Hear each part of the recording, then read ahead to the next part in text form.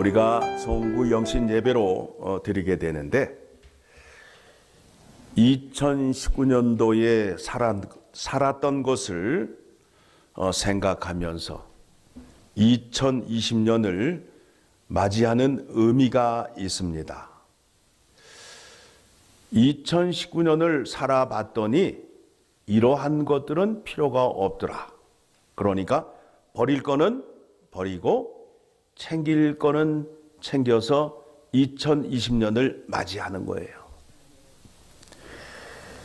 인생의 삶을 여러 가지로 비유하지요. 아침 안개와 같다. 들풀과 같다. 날아가는 화살과 같다고 말하고 있습니다. 우리는 천국을 향하여 달려가는 순례자입니다. 우리가 차를 몰고 목적지를 향하여 달리게 되면 반드시 우리가 스탑하여야 할 곳이 휴게소나 또 가스 스테이션을 들려야 돼요. 차에 기름이 떨어지게 되면 큰 낭패를 볼 수 있으니까 미리미리 가스 스테이션을 찾아가서 기름을 채워 넣어야 되고 또 버릴 거를 버려야 편안한 마음으로 달려갈 수 있게 된다라는 겁니다. 2019년이 지나가고 2020년이 온다고 해서 우리의 삶이 특별히 확 바뀌는 것이 없어요. 우리는 무언가를 기대하고 있는데 그 기대한 것만큼 무언가가 다가오지 않아요.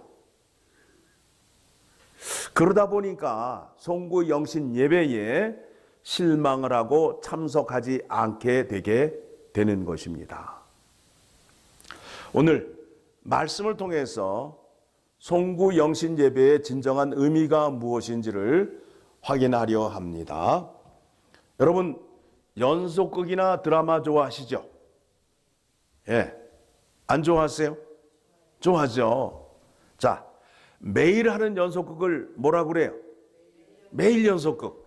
답을 다 가르쳐 드리고 질문하기 때문에 매일 하는 연속극은 매일 연속극. 그러니까 어저께 이야기가 이어져서 오늘 얘기가 또 가요. 그렇죠? 그리고 내일은 오늘 이야기가 연결이 되어서 또 가는 거예요.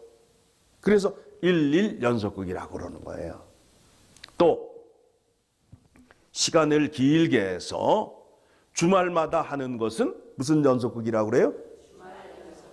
어떻게 하셨어요? 예, 주말 연속극. 예.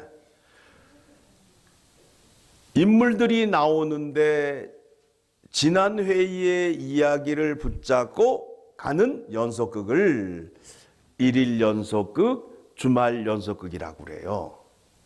자, 그러면 시트콤이라고 들어보셨나요? 예, 시트콤은 뭐예요?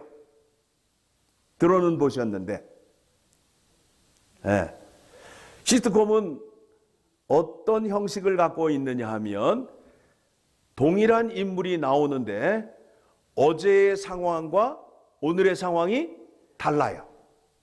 어제에 있었던 일이 오늘 연결되지 않아요.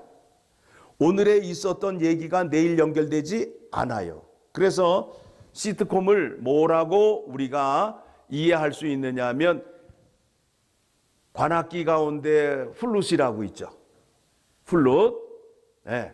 악기가 쭉 연결이 되어 있는데 구멍이 뚫려 있는데 구멍마다 소리가 다르고 사연이 다른 그와 같은 내용을 갖고 있어요.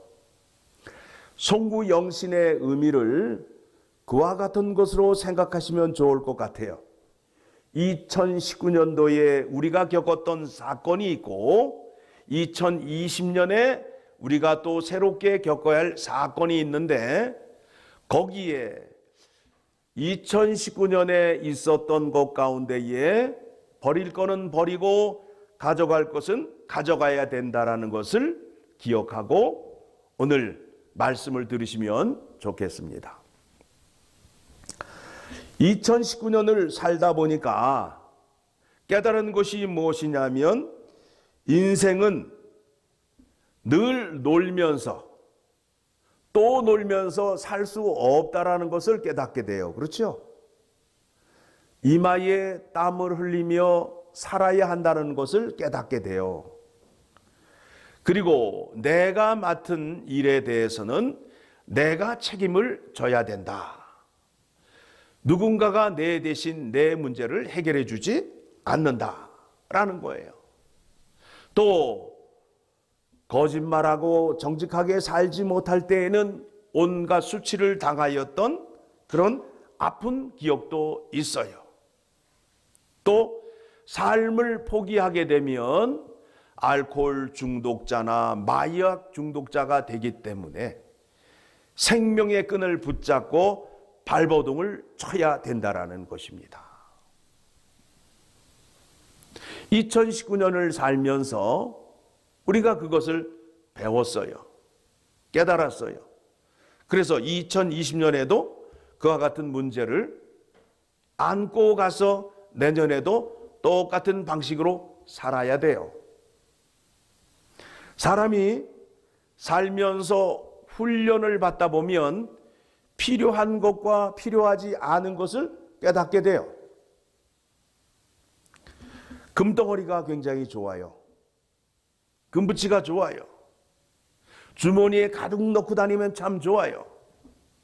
그런데 물에 빠진 사람 주머니에 금덩이가 가득하다면 어떻게 하면 좋겠어요? 물속에서 어떻게 해야 돼요? 빨리 버려야 내 생명을 구할 수 있겠지요. 그거를 배우게 돼요.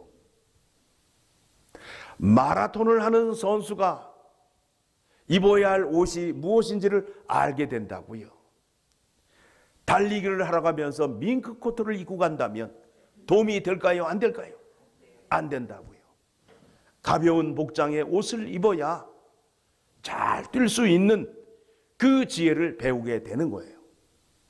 다시 말하면 물에 빠져보지 않고 달리기 훈련을 해보지 않은 사람에게는 그와 같은 지혜가 생길까요? 안 생길까요?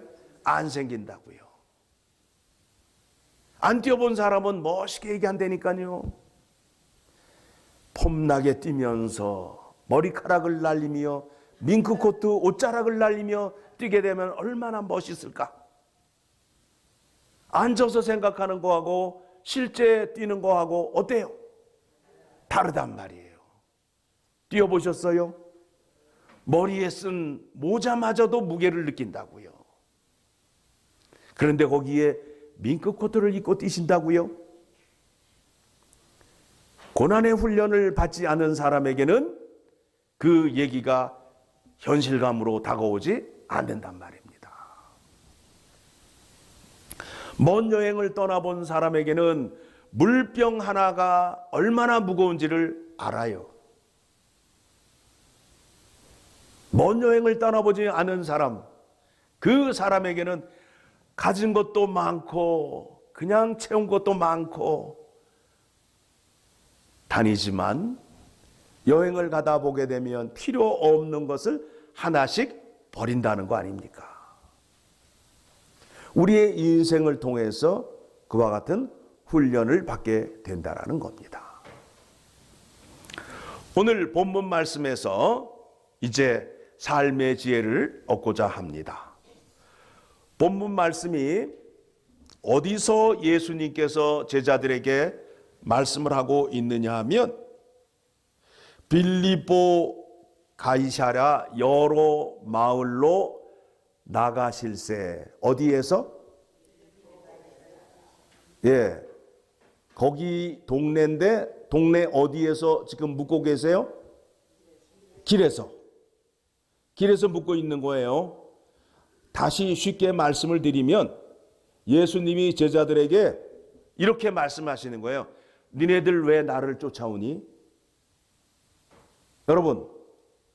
여러분이 지금 예수님을 따라가고 있는데 예수님이 너희들 왜 나 따라오니? 라고 질문하게 되면 여러분 어떻게 대답을 하실 거예요? 지금 예수님께서 그거를 확인하시는 거예요. 자, 보세요. 제자들에게 물어 이르시되 사람들이 나를 누구라고 하느냐 물어보는 거예요. 그러니까 사람들은 세례 요한이라 하고 더러는 엘리야 더러는 선지자 중에 하나이다. 그러니까 그들은 예수 그리스도를 알고 있는 거예요? 모르고 있는 거예요? 모르고 있음으로 인하여 누구를 따라가지 않고 있어요? 예수 그리스도를 따라가지 않고 있단 말이에요. 그래서 이번에는 제자들에게 물으십니다. 29절에 또 물으시되 너희는 나를 누구라 하느냐? 물었어요. 그랬더니 늘 베드로가 정답을 말하잖아요. 뭐라고 대답을 했다고요? 주는 그리스도이시니라 라고 대답을 했어요. 그런데 예수님께서 내가 이제 예루살렘으로 올라가서 장로들과 관원들에게 해를 받고 죽었다가 다시 살아나야 된다라고 말을 하니까 베드로가 어떻게 했다고요? 예수를 붙들고 항변을 했다는 거예요. 예수님의 멱살을 붙잡고 그리 되시면 안 됩니다라고 항변을 했다는 거예요. 그랬더니 예수님께서 뭐라고 말씀하시죠? 꾸짖어 이르시되 사탄아 내 뒤로 물러가라. 내가 하나님의 일을 생각하지 아니하고 도리어 사람의 일을 생각하는구나 라고 말씀하고 있습니다. 예수님께서 묻고 있습니다. 너희가 왜 나를 따라오고 있느냐? 따라오는데 나를 올바로 알고 따라오느냐라는 질문이에요. 지금 베드로는 따라가기는 따라가는데 예수 그리스도에 대해서 잘 알고 따라가는 거예요? 못 따라가는 거예요? 모르고 따라가잖아요. 사람의 생각으로 누구를 믿고 있어요? 예수 그리스도를 믿고 있잖아요. 그래서 예수 그리스도에게 뭐라고 말씀하셔요? 십자가에 죽으시면 안 됩니다. 그런 일이 있어서는 안 됩니다. 예수님의 대답이 뭐예요? 사탄아 내 뒤로 물러가라. 네가 나를 믿는데 사람의 생각으로 나를 믿고 있구나. 하나님의 뜻으로 나를 믿어라 이거예요. 예수님이 물 위로 걸어오시는데 베드로가 예수님 거기 서 계시고 내가 걸어가겠습니다 하고 걸어갔다니까요. 그래서 어떻게 됐어요? 빠졌다니까요. 아니 예수님이 걸어오시는데 왜 막어? 예수님이 오시면 되는데 왜 자기가 가려고 하느냐고요. 자기의 생각으로 예수를 믿게 되면 큰 낭패를 보게 되는 것입니다. 오늘 예수님께서 우리에게 질문을 하십니다. 나를 따라오는데 나를 알고 따라오느냐? 나를 누구라고 알고 따라오느냐? 라는 질문을 해요. 그런데 예수를 믿는 사람들 가운데 많은 사람이 베드로처럼 자기의 생각으로 예수 그리스도를 믿고 있다는 거예요. 그랬더니 예수 그리스도가 뭐라고 그래요? 사탄아, 내 앞에서 물러가라. 너는 내가 가는 길을 방해하고 있구나 라고 말씀하고 있단 말입니다. 그러면서 내가 가는 길을 어떻게 따라와야 하는지 이제 말씀하고 계십니다. 34절에 무리와 제자들을 불러 이르시되 누구든지 나를 따라오려거든 자기를 부인하고 자기 십자가를 지고 나를 따를 것이니라. 자기를 부인하고 따라와야 된다라고 말씀하고 있습니다. 자기를 부인한다라는 것은 무엇을 말하는 거지요? 내 생각, 내 뜻이 아니라는 거예요. 내 생각, 내 뜻으로 하나님을 믿는 게 아니라는 거예요. 여러분, 포스트 모더니즘이라고 들어보셨나요? 무슨 얘기냐 하면 과거에 전통적으로 내려오는 어떤 습관, 진리, 이거를 무시하고 내가 내 마음대로 생각을 하는 거예요.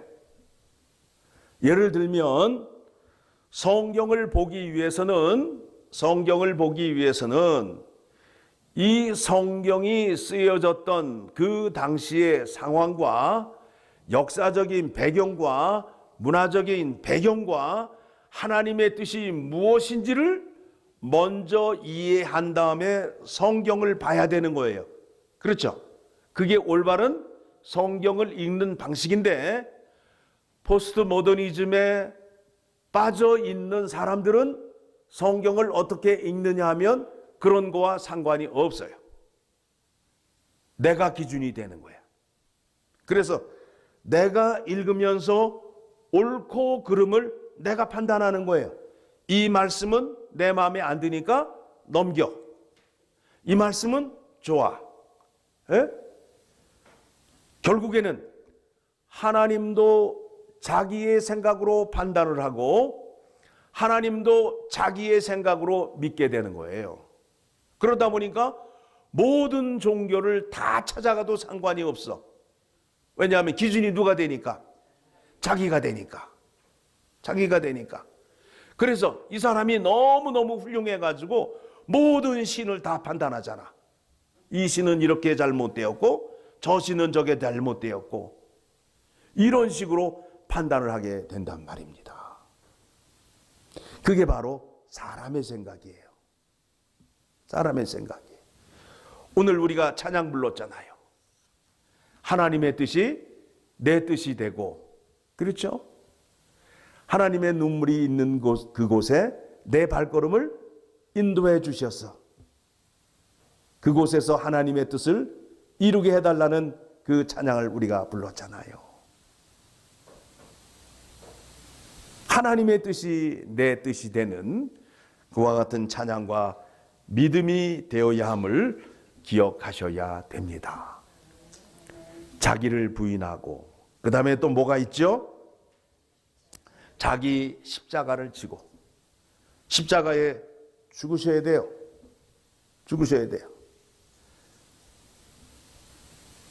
내가 죽어야 하나님의 능력이 나타남으로 인하여 사도 바울은 나는 날마다 죽노라. 내가 죽으니까 누가 일하신다고요?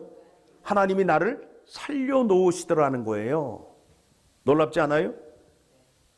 내가 날마다 죽으니까 그대로 죽는 게 아니라 하나님이 나를 날마다 살려놓으시는 거예요. 그런데 죽음의 은혜가 커요? 살림의 은혜가 더 커요? 부활의 은혜가 더 크단 말입니다. 그래서 부활의 은혜를 맛보기 위하여 나는 날마다 죽노라. 오늘도 죽노라 라고 외치는 이유가 바로 거기에 있습니다. 오늘 말씀을 들으시고 예수님께서 2020년을 맞이하는 여러분에게 질문을 하고 있습니다. 길 위에서 질문을 하고 있습니다. 나를 누구라고 알고 나를 따르려 하느냐? 라는 질문을 하시게 되면 여러분은 어떻게 대답을 하시겠습니까? 복 주시는 방법을 다 우리에게 알려주셨어요. 나를 따르기 위해서는 어떻게 해야 된다고요? 자기를 부인하고 자기의 십자가를 지고 나를 따라오게 되면 그 길이 어떤 길입니까? 영생의 길이요, 생명의 길이요, 아버지 집으로 가는 길이란 말입니다. 그러면 그 길을 가는 자를 예수 그리스도께서 가만히 보고 계시는 것이 아니라 함께 가시고 성령을 보내주셔서 말씀에 순종하게끔 역사하신다라는 것을 우리가 알므로 인하여 그 자리에서 순종할 수 있게 됩니다. 하나님의 복과 하나님의 인도와 보호하심이 있게 되면 그곳이 바로 좋은 밭이 되는 것입니다. 애굽이 어디에서 총리가 되었어요? 애굽이 아니라 요셉이가 답을 다 드리고 질문을 한다는 게 질문이 이상하게 되어 버렸습니다. 요셉이가 어디에서 총리가 됐지요? 자기 나라예요? 아니잖아요. 적국이잖아요. 적국에서 뭐가 됐다고요? 총리가 됐다니까요. 놀라운 일 아니에요? 놀랍지요. 새벽 예배를 통해서 확인하잖아요. 야곱은 보통 사람이 아니잖아요. 야곱이 뛰는 놈인데 뛰는 놈이 어떤 놈을 만나요? 나는 놈을 만난다고. 나는 놈이 누구예요? 라반인데 나는 놈이 뛰는 놈을 통해서 복을 받아. 세상 이치로 맞아요, 안 맞아요? 안 맞는다고요. 나는 놈이 다 싹싹 쓸어서 자기 거를 만드는 것이 당연한 순리인데 하나님이 함께 하니까 뛰는 놈이 나는 놈 밑에서 복을 받는데 엄청나게 받는 거예요. 오늘 말씀을 통해서 확인했잖아요. 여러분, 양이나 염소의 점박이를 보셨어요? 점박이 보셨어요? 그런데 그냥 새끼를 낳기만 하면 뭐가 나오는 거예요? 점박이가 나오는 거야. 점박이가. 그래서 야곱이가 어떻게 됐다고요? 부자가 됐다는 거 아니에요. 부자가 됐다는 거 아니에요. 그 나는 사람이 얼마나 대단한지 계약을 10번이나 바꾸었다고. 어떻게 하면 야곱에게 안 주고 자기 거를 더 많이 챙길까 해서 그렇게 욕심을 부리면서 계약을 했는데 하나님이 야곱과 함께 함으로 인하여 야곱이 부자가 되었다라는 것을 이미 우리가 잘 알고 있고, 또 이스라엘 백성들이 가나안 땅을 들어가서 제일 먼저 만난 성이 어떤 성이었어요? 여리고 성이잖아요. 여리고 성을 무너뜨리는데 어떻게 무너뜨렸다고요? 6일 동안은 아침에 일어나서 한 바퀴씩만 돌래는 거예요. 그리고 7일 날은 몇 바퀴를 돌라고요? 7바퀴. 그러면 6바퀴 돌 때까지 무너졌을까요? 안 무너졌을까요? 안 무너졌다고요.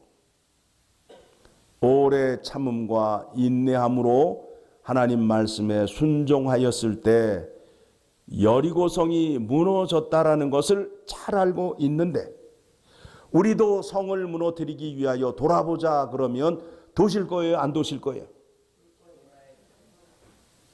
목사님, 생각을 해보세요. 그게 이치가 맞는 얘기인지 안 맞는 얘기인지 사람의 생각으로는 안 된다니까요. 그런데 말씀에 순종하면 그렇게 돼요. 아까 이사야서 1장 19절 말씀 봤지요? 순종하게 되면 땅의 아름다운 것들을 소산으로 얻을 것이다 라고 말씀하고 있어요. 2020년에 여러분이 대박 인생이 되는 것을 다 가르쳐 드렸어요. 이제 여러분은 대박 인생을 누리며 살 수밖에 없어요. 어떻게 하시면? 말씀에 그대로 순종하시면, 순종하시게 되면 누가 약속을 지키신다? 하나님이 약속을 지키신다고요. 그러면 여러분들이 부자가 되는 거예요. 하나님께서 여러분에게 약속한 부귀 영화를 누리며 살 수 있게 된다라는 겁니다. 2020년에 주님이 가셨던 그 길을 가시는데 날마다 자기를 부인하고 내 생각으로 하나님 믿으면 안 된다는 거예요. 그리고 날마다 십자가에서 죽으셔야 돼요. 그러면 하나님의 복이 여러분에게 풍성하게 임하여서 이 교회 안에 하나님의 풍성함이 넘치게 되고 지나가는 자들, 가난한 자들, 낙심한 자들, 세상에서 소외된 자들이 이 교회에 들어와 쉼을 얻고 안식을 얻고 평강을 얻는 교회가 되어 하나님의 영광을 드러내는 교회가 되기를 원합니다.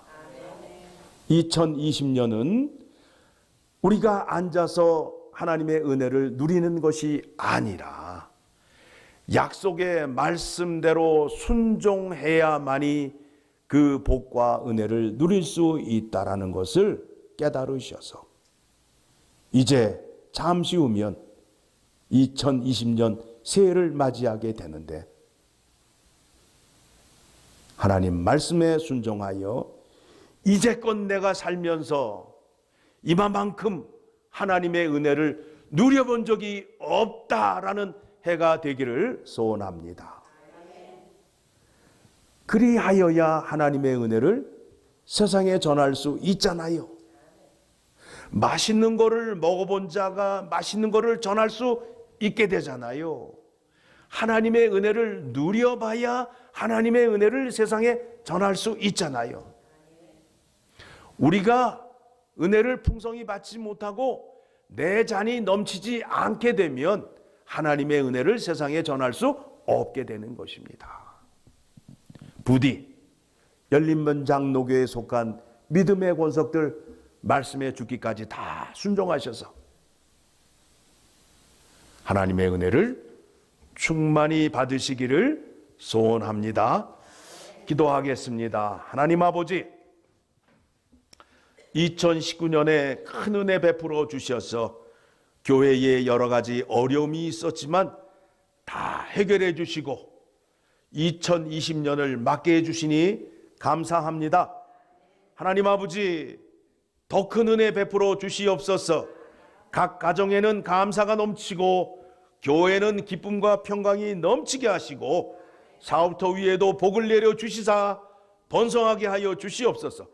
온 성도님들은 하나님께 귀히 쓰임받는 해가 되게 하여 주시고 전도가 생활이 되게 하시고 또 우리 자녀들에게 복을 주어서 주일학교가 크게 번성을 하여 말씀으로 양육하는 교회, 은혜 가운데 성장하는 주일학교가 될 수 있도록 복 내려 주시고 찬양대 위에 복 내려 주시사 지휘자를 보내주시고 아름다운 찬양을 올려드림으로 인하여 하나님께 찬양을 온전히 드리며 아름다운 찬양을 드리는 교회가 되게 하여 주시고 전동회가 왕성하게 되어서 활동하는 움직이는 교회가 되게 하여 주시기를 간절히 소원하옵나이다. 말씀에 순종하겠습니다. 날마다 주의 성령께서 우리의 마음을 주장하여 주시사 우리의 굳은 마음이 부드러운 마음이 되어 주셔서 말씀에 순종함으로 인하여 이 교회를 통하여 애굽에서 요셉이 총리가 된 것과 같이 이 주일학교 어린이들 가운데에 장차 이 나라를 책임질 정치 지도자가 나오게 하시고 또 목회자도 나오게 하셔서 교회와 나라를 위하여 쓰임받는 일꾼이 이 교회에서 나올 수 있도록 은혜 베풀어 주시고, 또 이 교회에 속한 우리 권사님, 장로님들 하나님의 은혜를 풍성히 받음으로 인하여 하나님의 은혜가 이런 것이다 라는 것을 세상에 알리는데 쓰임받는 일꾼들이 될 수 있도록 은혜 베풀어 주시고, 이 교회에 헌신을 다하며 주님의 몸된 교회를 세우는데 일을 다하는 집사님들에게 함께하여 주셔서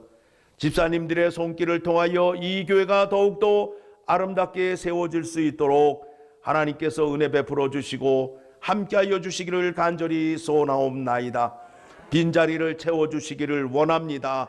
좋은 소문나는 교회 되게 하기를 원합니다.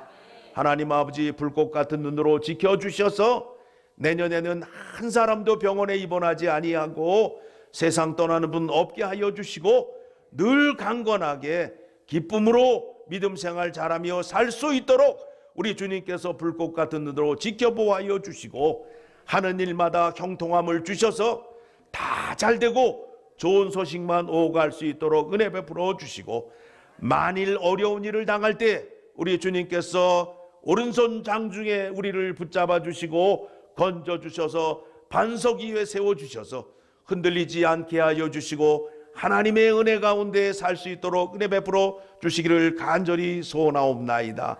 하나님 아버지, 특별히 우리 권사님들 마음을 주장하여 주셔서 외롭지 않게 하여 주시옵소서. 영원한 신랑 되시는 예수 그리스도께서 찾아와 주셔서 친구 되어 주시고 위로해 주셔서 그 마음속에 있는 두려움과 낙심된 마음을 위로와 기쁨으로 바꿔 주시옵소서.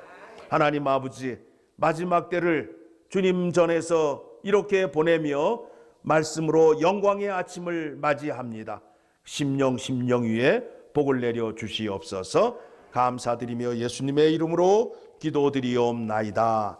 아멘. 찬송 550장 찬송하겠습니다. 다 일어서셔서 찬송하겠습니다.